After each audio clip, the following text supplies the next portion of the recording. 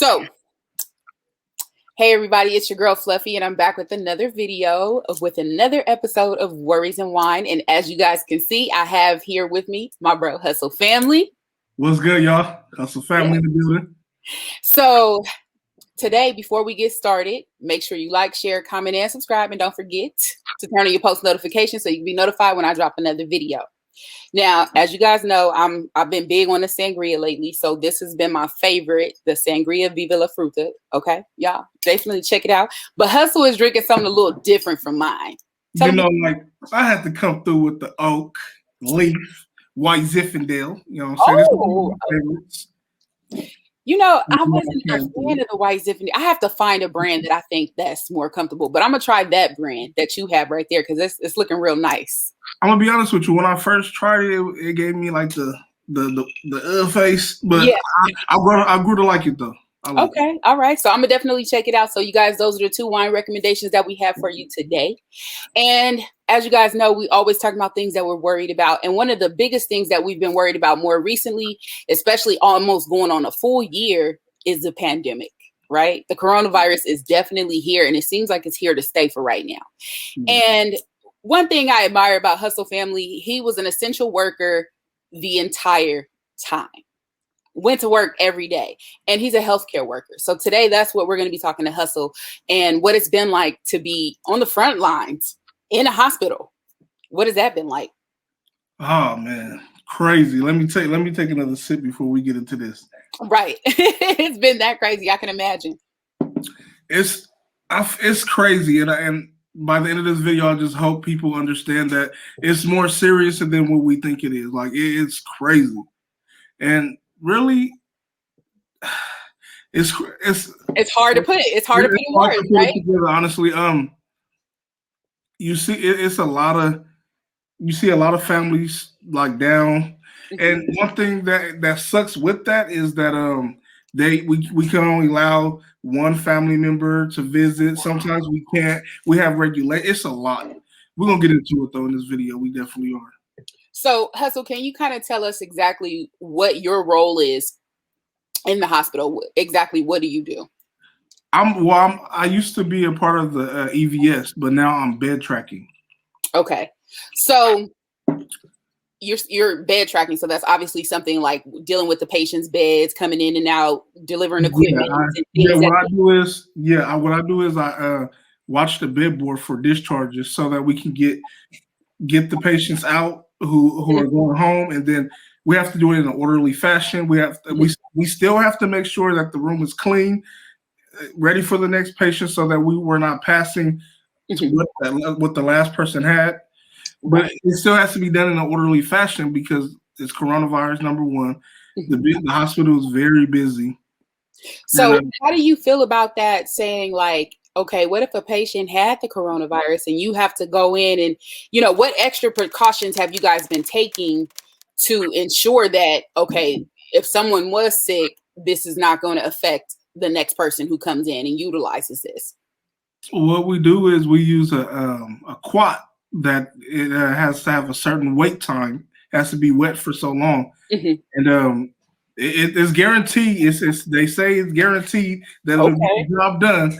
And so far we haven't had it to where somebody came in, didn't have it, and caught it with cleanliness. We haven't had that problem yet. So, which is a blessing. Which is a major blessing. Yeah. So how does that affect you as a person? Because I know, prior to the COVID, did you take the job as serious? Did it kind of scare you in a sense? Because it's like, now I'm cleaning up and I have to really be careful because it's not like you live at the hospital. You have to go home, right? Yeah, you have to take anything that you get is going home with your family, which we recommend. We recommend changing before you even get in the house. Which a lot of us, what we were doing at first was we were wearing. We'll go in our regular scrubs and we'll get the scrubs from the hospital. But now, since it's so bad, it's a shortage on scrubs, and we need them for the nurses.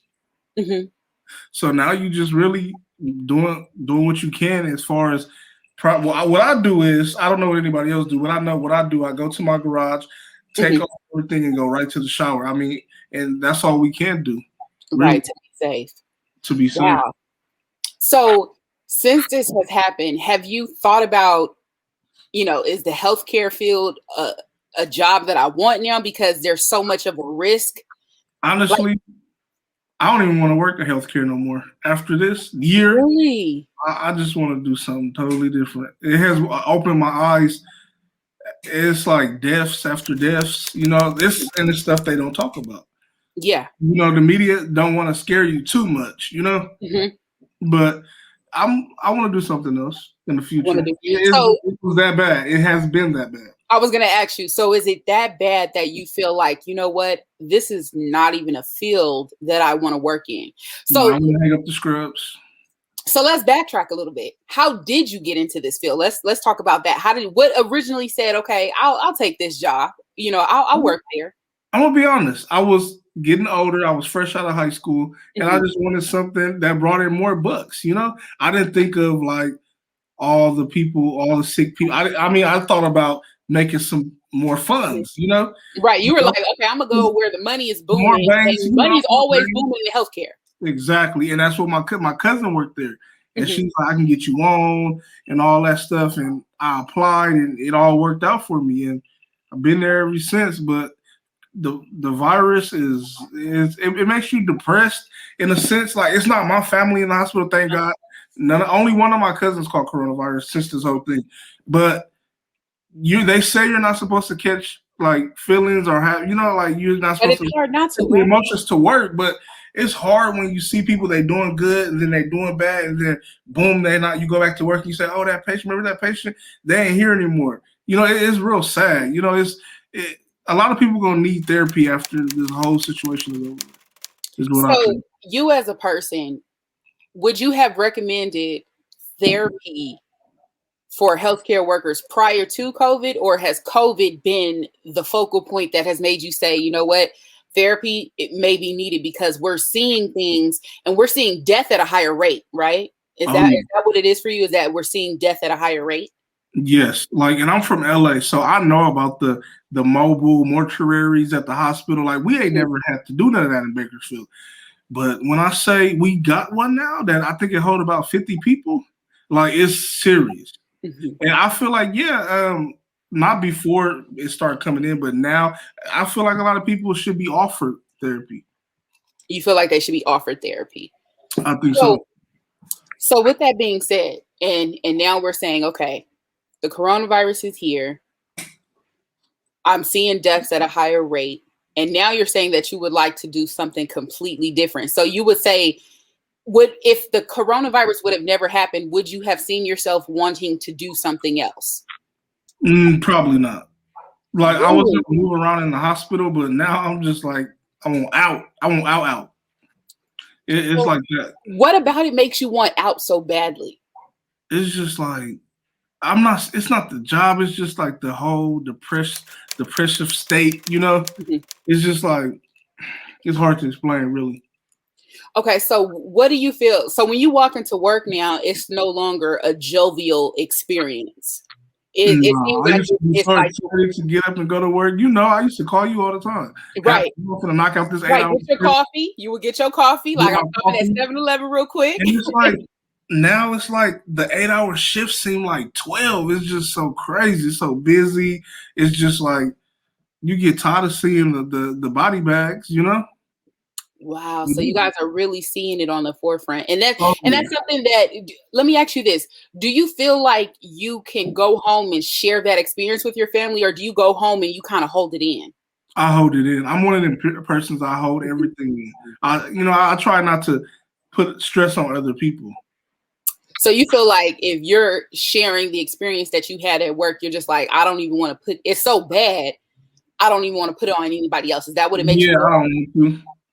Because I'm sure they hear it on TV and they hear it on social media and they hear it everywhere they go. It's in the papers. It's on our social medias. It's everywhere.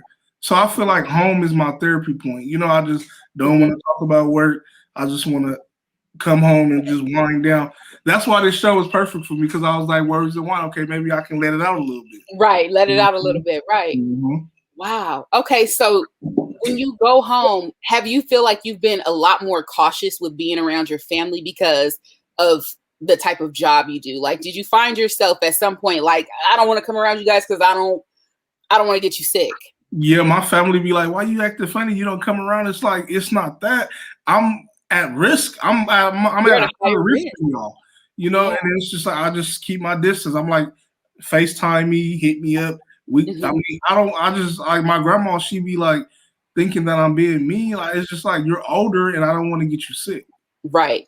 Because here's the thing, like you can be asymptomatic and don't even know that you have it and be a spreader. So you've taken that extra precaution to protect your family, so to speak, right?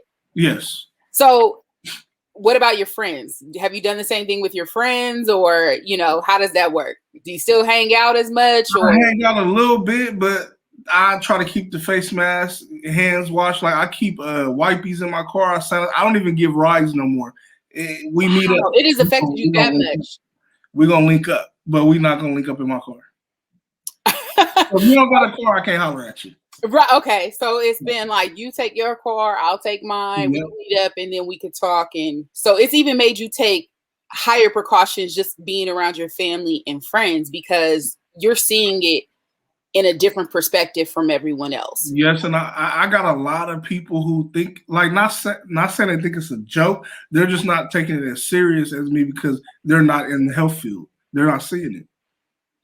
So do you think that if you were to start opening up to maybe your family and your friends, that they could take it as serious? Because here's the thing, because I feel like because the healthcare workers are not really talking about what they see and what they feel, it's hard for people like somebody like me who, you know, I'm on the outskirts. I'm an essential worker in a different type of field. So I understand this, you know, severity of it. But if someone who doesn't work in the healthcare field, doesn't work as an essential worker, they don't understand how severe this is because it hasn't affected anyone around them.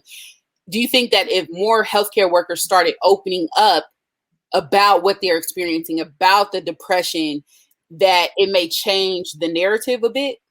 I think so. What I think is going on is people are scared to talk about it because they don't want to get in trouble with their jobs and stuff like that. I remember I talked to you offline, and I'm just like, I gotta be careful what I say, you know, because you know I love sharing anything you post. So I kind of gotta be smart about how I word things on here. Wow, that's even a worry. It's like exposing too much. Exactly, is a worry, and then you got me drinking on this wine, so I don't want to be saying too much.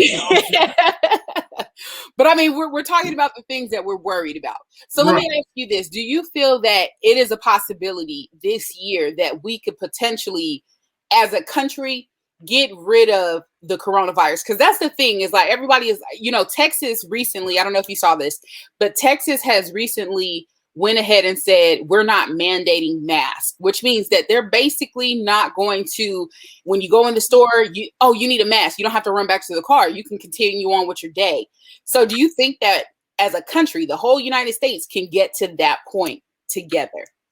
I hope so, you know, but I'm scared because, you know, every time a holiday comes, we get like a surge. Right. There's a surge of people. And the hospital feels every holiday. We feel it, literally. Especially now, even more since the coronavirus. Because I can imagine how, like, maybe July 4th, you guys expect a lot more burn victims. Or a lot more, you know, victims of shootings, because it's hard to tell if somebody's been shot or if is it a firecracker, you know? So I can understand that. So you understand, like, there's a surge, but now since we have the coronavirus, it's a bigger surge, right? Yep. So, you know, wow. I mean, and it's crazy because my hat goes off to you because I often think like I shouldn't complain when I have to go into the office. And I'm like, my brother is out here, you know, full blown at the hospital, where it's like people are afraid to go. Like, what do you think about people who are afraid to go to the hospital? Because I've heard a lot of people that are like, I don't even want to go. If I'm slightly sick, they don't even want to go to the hospital now because they're afraid they're going to catch it. That's my mom right now too, because she has seizures, you know, and she just like, I don't care, I'm gonna just control it, you know, do whatever. If I gotta go to the urgent care, if I just don't feel good. A lot of people is like that though. They do not want to come. When I tell you our ER is empty, people are coming through ambulance. That's how people ain't been walking in. They ain't been doing what we ain't been having walking. Right. So you know what? Let me ask you this: what what do you think is the fear behind the coronavirus? Because here's the thing, it's like a super flu. I was COVID positive last year in 2020. Okay. And I didn't tell anybody. I mean, I told people that I was around, like I told my job, I told my partners at work, because that's all I had been around. I only lost my taste and my smell. I didn't have any other symptoms. I didn't have the fever. I didn't have the cough. And I literally sat at home for 2 weeks working from home. And it was like, I'm at home for nothing. But there's a fear that has, when you say coronavirus, people are like, fear. You cannot cough without somebody looking at you crazy. Like, you can maybe cough one time and somebody will be like, okay, whatever. But you cough a second and third time, we like 2 and 3, you got it. Right. Like, 2 and 3, you got it. Why do you think that the world has implemented this fear? Because I feel like people are feeling like they're getting AIDS because the way people react, like, oh my God, you got coronavirus. And it's like, it's not AIDS. This is curable for some people. And again, I want to stress that it's curable for some people. I understand if there's, pulmonary heart disease, cardiovascular, if you have diabetes, there are certain people that would be affected because your underlying health issues would not allow your body to fight against this super flu. So I do understand that, but why is there fear? Like, people are really afraid. Can I tell you my fear? Yes, come on. My fear is I have asthma. So I've seen a lot of people, like I've actually seen with my 2 eyes, in the hospital, that people with asthma and those type of breathing problems, they're the ones who are hit the hardest. Yes. So I'm thinking like, I'm just like, I gotta wear my gloves. I wear the regular hospital surgical face mask and an N95. Like I'm taking full precautions. I'm just like, every time I'm going in and out of the different departments, like, in my mind, I'm just like, I'm hearing like it's hard to breathe. For certain people, like you said, it's different health issues that affect it the biggest. And that's one of my fears, that I'm gonna like get sick and won't be able to breathe on my own. Like, it's scary. It make you kind of emotional, Right, because you're like, if this happens to me, it's gonna affect me, my breathing, Right, and then you're like, if I can't breathe, what's gonna happen then? So, and it's the fear of the unknown. So maybe that's what it is. It's the fear of being not able to control your asthma, not being able to control, what's gonna happen after that. Wow, and it's something that I don't think we as people process, how severe it could affect a certain person. Because, at first I was going out, I was working, and I was still like trying to travel because I had travel plans and stuff like that. And it wasn't until like one day my mom was like, I understand, like, she's like, you guys are grown and you guys have to go out and live your lives. But at the same time, she's like, I have diabetes.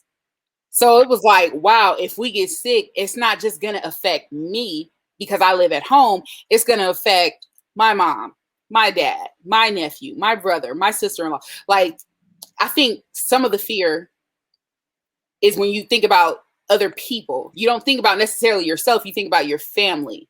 And like you said, you mentioned that your mom has seizures. So it's like, yeah, Mom, sorry, I can't come and hang out as much. Right.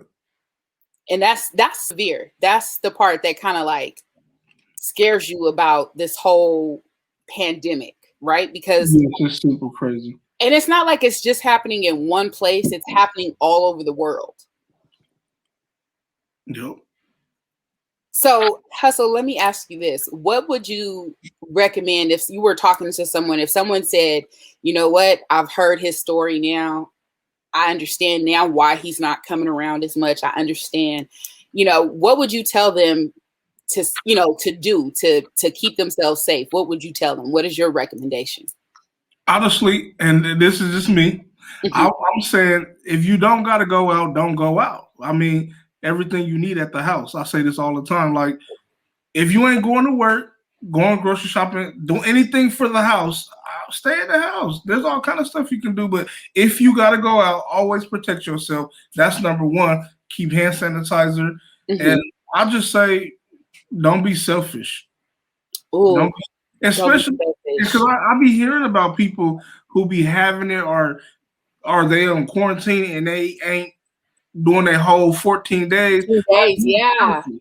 being selfish to hit the club or hang out, hit the bar, because some places are opening back. Like I've been to a few places that are open. I got takeout food. Yeah, the restaurants, you know, in People California, dining in. kind of shut down for a bit. Mm-hmm. So now they're starting to say, okay, yeah, you can kind of dine in, and you know, because for a while we were open to, you could dine outside in a tent on the outside of the restaurant. But we're still closed in. And I didn't understand that about California, but it was literally, you could dine outside, inside a tent outside of the restaurant.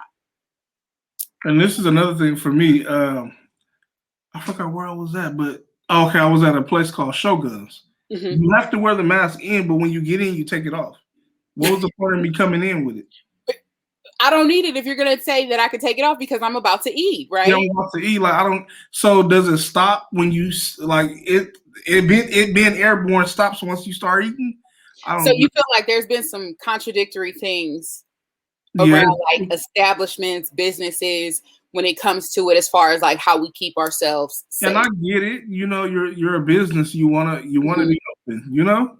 Right. And then there's guidelines that they have to follow, you know, from the CDC, you know, the health department. I understand like Department of Public Health has theirs, and then the CDC has theirs, and, you know, we're following those recommendations. But, you know, it's interesting because even the same thing happens like where I'm at work, and if I'm sitting at my cubicle, I can actually have my mask off. Sitting at my cubicle because you have a cubicle. Yeah, I'm in a cubicle, and you should not be entering my cubicle without it. But there's people that walk past all the time. And if it's airborne, I feel like, you know, and I understand. And this is why it could be confusing for some people, because this is why some people thought it was a hoax. In the beginning, this is why people thought it was a hoax, because it was like, well, how do you mandate the mask wearing and things of that nature, and then try to say, okay, I'm going to take it serious. So maybe that's why people haven't been taking it serious, because there's so many, you know, misconstruing ideas of how to control it. How do we control it? Right. Because I have an aunt who was like, when I go to the bathroom, she was like, I take the mask off. And I'm like, oh, there's so many germs in the bathroom. Oh, yeah. I'm like, that's where you should probably keep it on at. Yeah, even at home, like we got Clorox wipes. Like we just stand sanitized, wipe the doorknobs, the toilet handle. Like, you know, I just do the same stuff we do at work, and I bring it home, the same practice. So were you one of those people that when the pandemic first hit, you went to the store, and I don't know why this was the hottest commodity, but tissue. I ain't gonna lie to you. I was stocked up. You were stocked up on the tissue. I was like, if we're fighting germs, everybody, why is the number one seller tissue? What was that about? Did your job tell you anything special, but like go home and buy tissue? They told me basically the same thing you said. Like, why would tissue be the most purchased thing? And I'm just like, look, if y'all close, I ain't got no tissue. But I ain't gonna lie, I'm still using some tissue from when coronavirus first started. I was stocked up, sis. Let me tell you. I don't understand why that was the like number one seller. Like, people were sold out of tissue to the point that they had to ration it out. So it was like, if there was a household of people coming in, everybody had to buy. Like, I was watching families give kids their money, like, here, tell them we're not in the same household. You go to this line, I go to this line, and they're walking out with tissue. I was like, if we're fighting germs, tissue's not going to be the one to save us. It sure ain't, but I don't know what. Now I'm just like, when I go to the store, I'm just like, I ain't getting no tissue. My cousin, somebody be like, you ain't getting no tissue? You just get it just because? Like, for what? Like, you know, now in my mind, I'm just like, that's one of the least thing we need. We need wipes and water before anything. Right, because you know what? The Lysol spray has been sold out for the last year. And I think this is the most that people have bought Lysol or any type of disinfectant spray. So would you agree that buying the disinfectant spray is actually worth buying and keeping in the household to wipe off surfaces and things of that nature, being in the healthcare profession?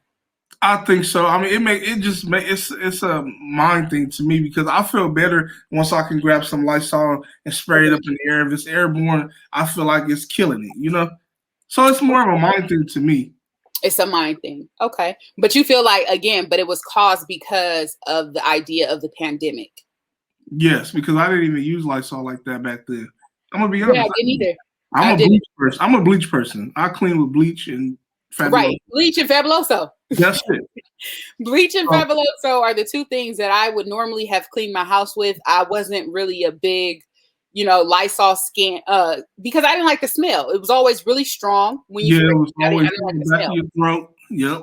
Right. So you can't spray it and inhale. You gotta spray and get low. Right. You got to be like, all right, I'm out.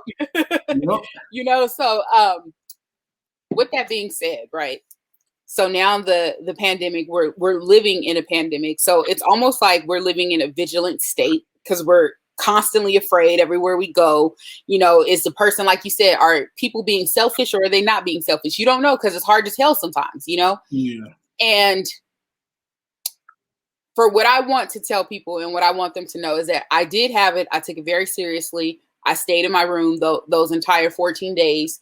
Those that knew me, that were really close to me, they did know, but I did not tell my entire platform because I didn't feel sick and I didn't want people to feel sorry for me. So I didn't want people to be, oh my God, no. Save that for somebody who is really sick. Yeah, really sick. Right. Like I'm sick. I didn't feel like I was sick.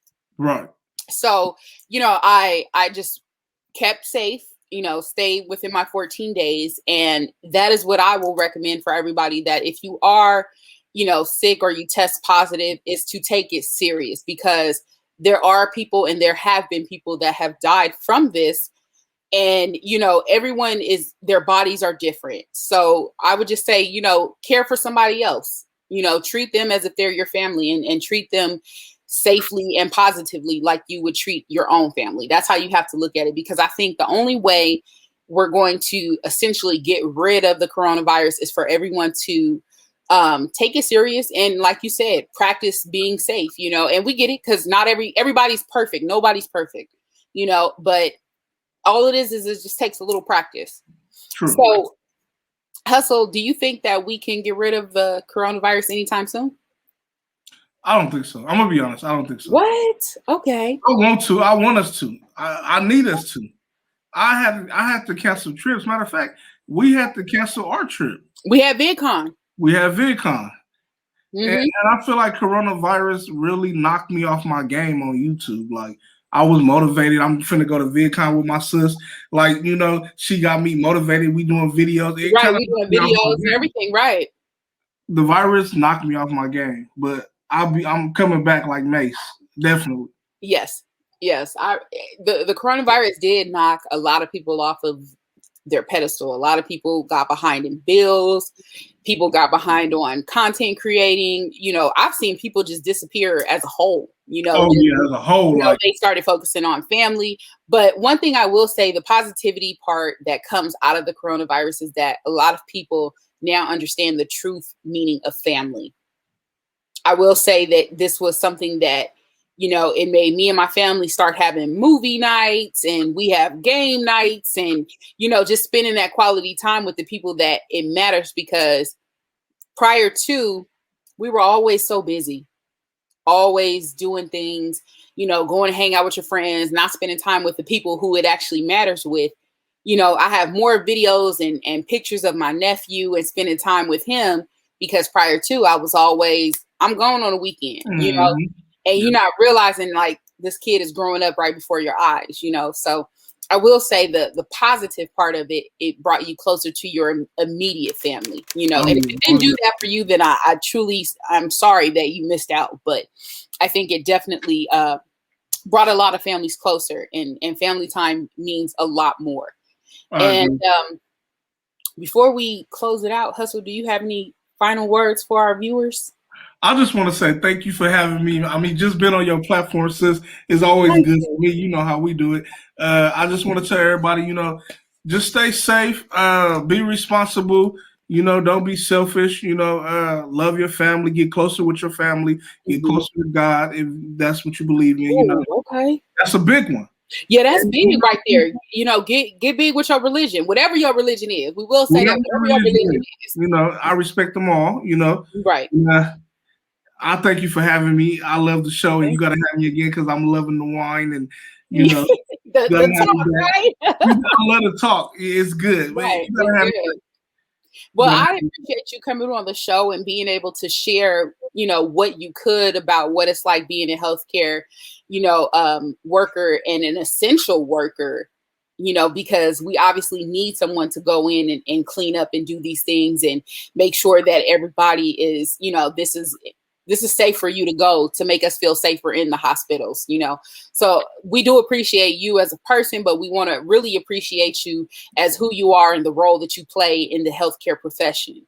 So thank you for that, because you didn't have to do that, but you did it though. You hear me? Yay! You didn't have to, but you did it though. Did it For those though. of y'all who know Fluffy on a live, y'all know about that part right there. Hey. Okay? Y'all know about that. You didn't have to, but you did it though.